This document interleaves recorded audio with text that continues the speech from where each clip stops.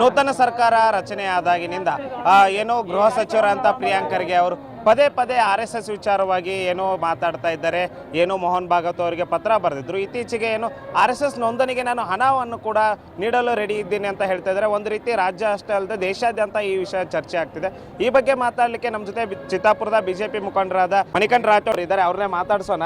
ಏನು ಸರ್, ಹೊಸ ಸರ್ಕಾರ ಬಂದಾಗಿನಿಂದ ಗೃಹ ಸಚಿವರಾದರು ಪ್ರಿಯಾಂಕ್ ಖರ್ಗೆ ಅವರು, ನಿಮ್ಮ ಕ್ಷೇತ್ರದವರೇ, ಏನು ಪದೇ ಪದೇ RSS ಬಗ್ಗೆ ಮಾತಾಡ್ತಿದ್ದಾರೆ, ಏನು ಹೇಳ್ತೀರಿ ಸರ್? ನೋಡಿ, ಪ್ರಿಯಾಂಕ್ ಖರ್ಗೆ ಅವರಿಗೆ RSS ಬಗ್ಗೆ ಮಾತಾಡೋ ನೈತಿಕತೆ ಇಲ್ಲ.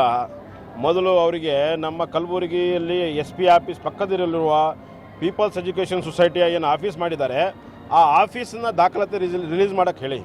ಅದು ನಮ್ಮ ದಲಿತರಾದ ಡಾಕ್ಟರ್ ಬಾಬಾ ಸಾಹೇಬ್ ಅಂಬೇಡ್ಕರ್ ಸ್ಮಾರಕ ಸಮಿತಿ ಅಂತ ಹೇಳಿ ಅದಕ್ಕೆ ಕಲ್ಯಾಣ ಮಂಟಪ ಅನುದಾನ ಆಗಿದ್ದು. ಅದಕ್ಕೆ ಇವ್ರು ಏನಪ್ಪ ಅಂತಂದರೆ ಇದು ಪ್ರೈವೇಟ್ ಆಫೀಸ್ ಮಾಡಿ ಅಲ್ಲಿ ಅವರ ಟ್ರಸ್ಟ್ನ ಆಫೀಸ್ ನಡೆಸ್ತಾ ಇದ್ದಾರೆ.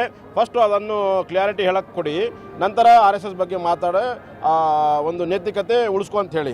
ಸರ್, ಈಗ ನಾನು ದುಡ್ಡು ಕೊಡ್ತೀನಿ ಅಂತ ಹೇಳ್ತಾ ಇದ್ದಾರೆ. ನೋಡ್ರಿ, ಅವನು ಚೈಲ್ಡ್ ಲಿಸ್ಟು. ಅವರಪ್ಪ 50,000 60,000 ಕೊಟ್ಟು ಅವನು ಅವರಪ್ಪ ಗಳಿಸಿ ರೊಕ್ಕ ಹೆಚ್ಚಿಗೆ ಆಗಿದ್ದಾವೆ. ಯಾರಿಗೆ ಅವಾಗ ಅಹಂಕಾರ ಹೆಚ್ಚಿಗಾಗುತ್ತೋ, ಯಾರಿಗೆ ರೊಕ್ಕ ಹೆಚ್ಚಿಗಾಗುತ್ತೋ ಸೊಕ್ಕು ಬರುತ್ತೆ. ಅವ್ರಿಗೆ ಏನು ಗ್ರೌಂಡ್ಸ್ ಗೊತ್ತಿಲ್ಲ, ಗ್ರೌಂಡ್ನಿಂದ ಬಂದವ್ರಿಗೆ ರೊಕ್ಕದ ವ್ಯಾಲ್ಯೂ ಗೊತ್ತಿರುತ್ತೆ.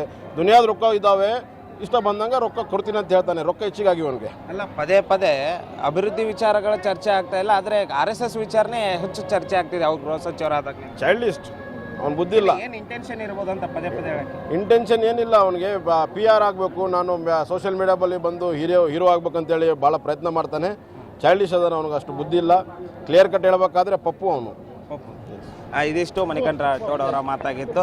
ಏನೋ ತಮ್ಮ ಪ್ರಚಾರಕ್ಕಾಗಿ ಪ್ರಿಯಾಂಕ್ ಖರ್ಗೆ ಅವರು ಪದೇ ಪದೇ ಈ ರೀತಿಯನ್ನು ಹೇಳಿಕೆಯನ್ನು ನೀಡ್ತಾರೆ. ಅವರೊಬ್ಬ ಪಪ್ಪು ಅನ್ನೋ ಮಾತುಗಳನ್ನ ಮಣಿಕಂಠ ರಾಠೋಡ್ ಅವ್ರನ್ನ ಹೇಳಿದರು. ಕ್ಯಾಮ್ರಾಮನ್ ಸಂತೋಷ್ ಜೊತೆ ದೇವರಾಜ್ ಹುನ್ಕೆರೆ, ಉತ್ತರ ಕರ್ನಾಟಕ ನ್ಯೂಸ್, ಬೀದರ್.